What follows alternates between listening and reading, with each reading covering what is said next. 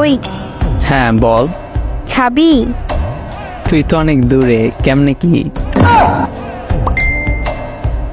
বিকাশ number দে, পাঠিয়ে দিতেছি। কোন খাবারের কথা বলতেছো? নাইস। বিকাশে কেমনে?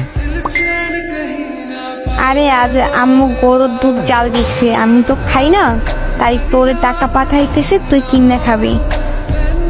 ও, তুই গরুর দুধের কথা বলছো? কেন? আমি আরো ভাবছি কিছু না। লজ্জা বেটা। এখন সব দোষ আমার। তো কার? নিজেই তো বলছো খাবি। সব নেগেটিভ ভাবো তো আমার কি দোষ? এইভাবে বললে কেউ বুঝবে না গরুর দুধ খাওয়ার জন্য বলছো।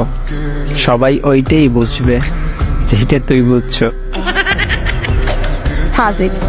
তুই আমার বানাইছো ফাজিল? নিজে হইছো। জি না, এমন খাবি খাবি বললে এমন বানাইছো। আরে খারাপের কি বলছি? সোজা বললেই পারতি আজ গরুর দুধ কিনে রাখছে, আমি খাই নেই, তুই খাইলে আয়। এইটা না বললা আমার পচা জিনিস ভাবাইছো। না, আমি তোর গুলা খাওয়ার জন্য দুধ খাই না। আমার কোনগুলা?